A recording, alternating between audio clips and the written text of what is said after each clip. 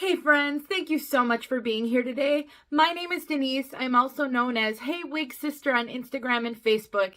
Today I'm here to talk about hair loss.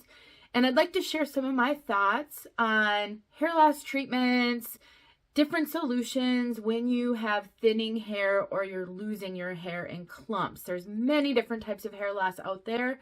I am not a hair loss expert, but I suffer from hair loss and have for more than 20 years. And since I started doing wig reviews, I have been exposed to a lot of different women with hair loss, different thoughts, different products. And I just want to tell you kind of my thoughts on the topic and why I have chosen to stop trying to grow my own hair back and have embraced wigs fully as a solution to my hair loss, and what I've learned from others as well. So if you're curious about this, then stick around and we'll have a chat.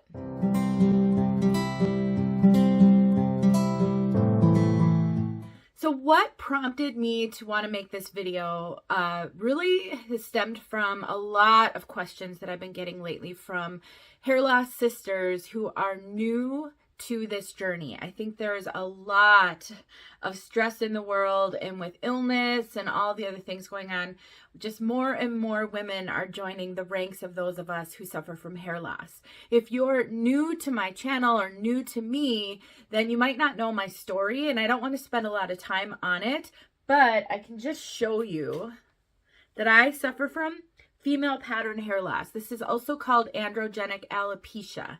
And this type of hair loss is typically one that you will see over long periods of time. I started losing my hair in my 20s, and I am 50 now, so a long time. And I discovered wigs about almost 4 years ago, 3.5 years ago now, and my hair loss had gotten so bad I couldn't hide it anymore with my usual techniques, which involved hair fibers. Topic was the one I was using, but there's many different hair fibers on the market now, and strategic styling and headbands and things like that. So female pattern hair loss, or androgenic alopecia, typically is very diffuse hair loss all on the top of your head. Mine really started mainly on the top of my head and has expanded. Kind of this whole area up here now is incredibly thin. It doesn't look as thin when my hair is buzzed short as it really is. And I have a whole series of videos on my hair loss. And I show you before I buzzed all my hair off, just how thin my hair really was. And then I actually take you through my whole buzzing journey. The very first time I buzzed my hair, I did it on video. I did a 10-month update on the things that I had learned since buzzing my hair and the pros and cons to buzzing your hair versus keeping your hair long, even with very thin hair. So if you're curious about any of that, I'll make sure to link it in the description of this video. But my basis of knowledge really is that androgenic alopecia, long-term hair loss. I know I have so many wig sisters out there suffering from hair loss, such as alopecia areata or alopecia universalis. You know, you lose your hair in clumps, or you lose all of your hair, or all of your hair on your body, so you have no eyebrows, no eyelashes. There's so many different kinds. And then we have a lot of new hair loss sisters experiencing hair loss for the first time since having maybe had COVID or some other health issues. And then, of course, my cancer warrior sisters who are fighting cancer and are losing your hair due to chemotherapy. And your future with your hair is unknown. Will it grow back? Will it grow back the same? Will it be different? So many concerns when it comes to hair loss, which makes us very attractive targets to those looking to scam. Women who are in a vulnerable state. You have an emotional struggle that you're facing because of your hair loss, and so you are susceptible and a little vulnerable to, or a lot vulnerable to, people who want to take advantage of the struggles that you're going through. And trust me when I say I understand. I may seem super confident now. I love my wigs. I do tons of videos and it's all awesome. But I did before discovering wigs, really struggle, and I was very susceptible to all the different propaganda out there about hair regrowth products, and I spent my fair share of money on lots and lots of products and treatments. At one point, I got a bonded topper where they actually glued the topper down onto my head up here. I went through a couple of months of treatments on my scalp after that, when that didn't work for me, with laser therapy and tons of potions. I was at one point putting like 6 different products on my scalp every single day. I was going in for these kind of laser therapy treatments multiple times a week. It was very, very expensive.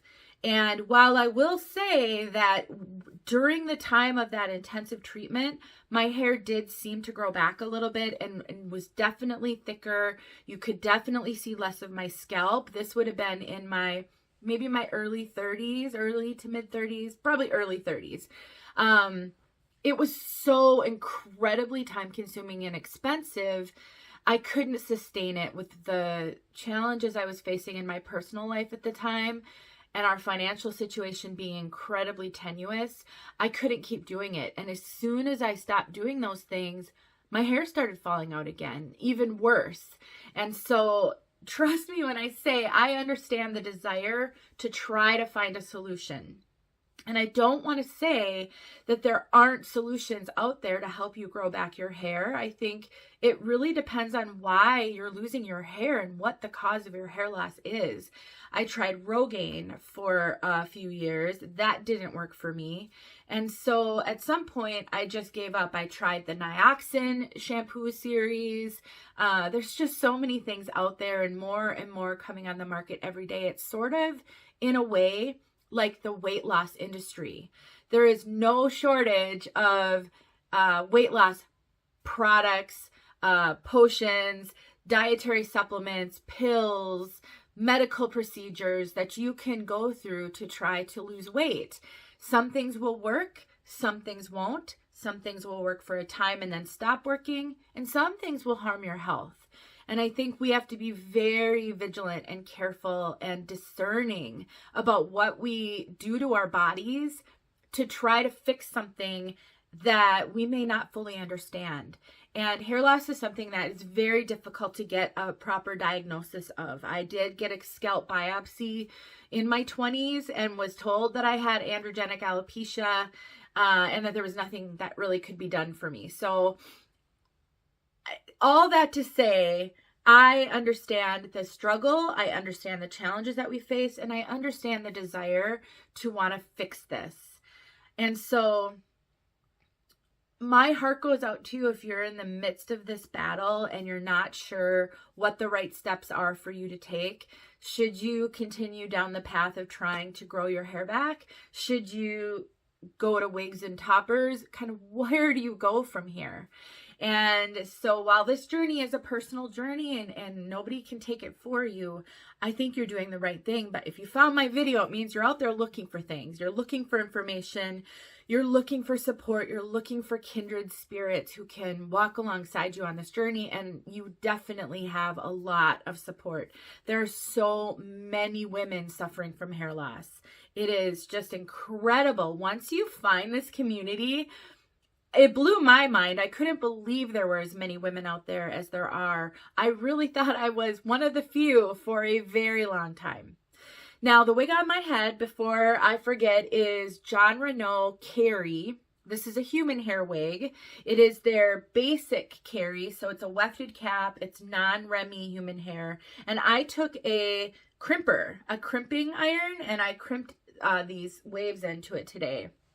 I'm just practicing with styling, trying to find different solutions. I have a couple of human hair wigs now. My main focus has been synthetic wigs because they're super easy and a lot cheaper than human hair. So what do I recommend that you do if you are struggling right now and you haven't really found any real one solution that's going to fit for you? The first thing I would recommend that you do is take the time to try to get some sort of a diagnosis if you can. That is a double-edged sword, and can be very difficult. It doesn't seem like there's a lot of expertise out there when it comes to hair loss. Dermatologists don't really seem to know what to do, but I think it can be really helpful to at least rule out any kind of medical condition that you can receive treatment for. Thyroid conditions can cause hair loss. I do have Hashimoto's disease. I actually have Graves' disease. I had Graves' disease, which is a hyperthyroid autoimmune disease. And then somewhere along the line, it flipped to Hashimoto's disease, which is a very rare thing to happen. And even once I got my thyroid levels under control, my hair it didn't help my hair loss. So my hair loss really started prior to that, and that wasn't the main cause of it. But I think it can be really helpful to at least make sure you don't have an underlying medical condition, because sometimes just taking care of that medical condition might take care of your hair loss problem. But if you've done that, and now you're trying to decide, do you grow your hair back or what do you do? I just want to tell you from the perspective of someone who gave up doing all of those treatments and decided wigs were going to be my solution. Wigs can be an awesome solution. They're not perfect. There is no perfect solution. Growing your hair, having your hair grow back would be the best scenario, but for a lot of us, that just isn't in the cards. And so there's so much to learn when it comes to wigs. You can start with toppers. They're a lot more realistic, a lot less hair. They clip onto the top of your head. They make all different cap sizes of toppers so that you can use the size that fits your hair loss the best. And then there are full wigs. I mean, there's other things too. There's extensions, which I did do for a very short period of time, but my hair was so fine and thin, and my hair loss is so profound up here that putting extensions around here didn't really help that. But I think, sometimes you just have to baby step into this. Wigs, I think wigs have gotten a bad name from years past when they were old lady wigs and they didn't have as nice of wigs as they do now. And now there's so many choices. Every style you can think of, every color you can think of, every type of fiber you can think of. Synthetic fibers are awesome because they come pre-styled and you don't ever have to style them. But there are some challenges with synthetic fibers. They sometimes don't look super realistic, although some of them you cannot tell that it's a synthetic wig. They can come with a lot more hair than you're used to having. They may need to be customized. Sometimes you just can't take a wig out of the box and be comfortable with it. Then you've got heat-friendly synthetic fibers, which you can take heat to. I struggle with those. I'm going to be making a video about that soon. I really have trouble styling heat-friendly synthetic wigs, but there's some great ones out there. And again, they come pre-styled, and sometimes those fibers can look a little more realistic than the regular synthetic. And then you've got human hair, and there is every type of human hair that you can even imagine, and tons of sellers out there who do customizations of human hair, custom color, all of that. So I think wigs can be such a great solution because you're not putting anything in or on your body that could harm your health. And I think we have to be really careful about that. And a lot of products have unintended side effects and consequences to using them.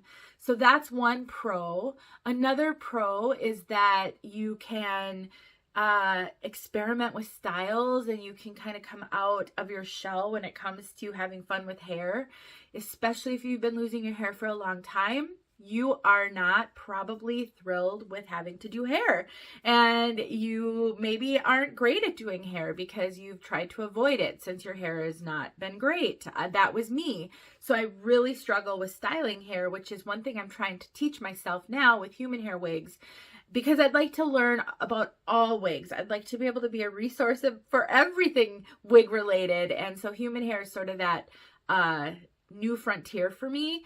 There's cons or challenges. I shouldn't say cons, but there's challenges and pros to wearing human hair. It is impacted by the weather, just like your biological hair.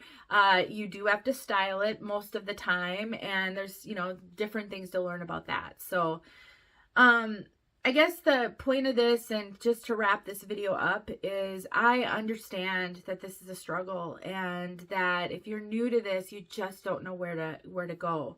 So I would encourage you to keep watching videos, connect with people who are experiencing the same thing that you are. There's lots of Facebook groups with a focus on hair loss and wigs, so that you can find like-minded women who can walk with you again through this journey, and so that you don't feel so alone. But I wouldn't necessarily, I guess I would just encourage you to have an open mind that there may be solutions that you never thought would be a solution for you. And I would caution you against the hair regrowth industry, because there is a lot of predation in there, a lot of predators out there looking to take advantage of women in a vulnerable state like this, just like the weight loss industry. And so be careful with that. And my experience is very few women actually regrow their hair to any meaningful level through products that they've purchased. I'm not saying none ever have, but I would say the majority of women I have spoken with in this kind of world have tried everything and nothing worked for them. So be really careful and vigilant. And then the last thing I'll say about wigs is a lot of people will talk about the expense and say it's very expensive. And yet wigs can be very expensive. It depends on the wigs that you're looking at. But I always want people to be realistic, and I want to caution people on the fact that we spend money on things that we don't even realize we're spending money on. And so the things that you're purchasing to help with your hair loss, I mean, over the course of a year, how much is that? If you are spending a lot of money going to stylists, trying to get different types of hairstyles that will disguise your hair loss, or getting your hair colored regularly, because putting color on hair can thicken it up a little bit. That's what I used to do. And all of those things add up. It may be that wigs, if they replace all of those things, won't end up being that much more expensive. And in the beginning, wigs, I think, are more expensive because we're inexperienced and we need to purchase the best quality, the most realistic wigs we can find, because we really don't know what we're doing and we need to just plop them on our heads and be able to go.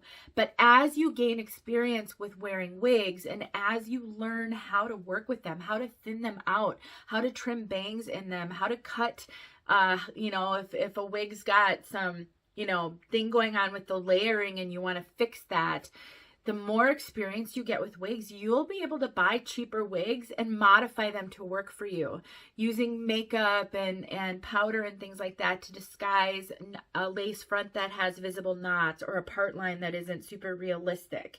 Those kinds of things. So wigs can be expensive, but they don't have to be. And I think there are a lot of options. So the more you educate yourself, I think that'll help, and you'll also start to feel a little bit less anxious about this process as you learn from others and what they've gone through. Let me know if you have any questions. I have tons of videos that can help you. I have a whole new wig wears series. It's 8 episodes long, and it walks you through the wig journey. And I'm constantly making new videos. I have Tip Tuesdays to help with making wigs look more realistic. So I really think that if you just keep educating yourself, things will start to fall into place and click, and you'll start to learn things that are going to be helpful for you as you're trying to figure out what to do about your hair loss dilemma. So I just want to send you hugs right through this video and let you know that I'm always praying for my wig sisters, my hair loss sisters, and my heart goes out to you. I know how hard this can be, but you're not alone, and there are a lot of women out there willing to share their experience, because we know what it's like. So anyway, I love you guys. Thanks for being here. I hope you subscribe, and we'll watch some of my future videos. I love y'all. Talk to you soon.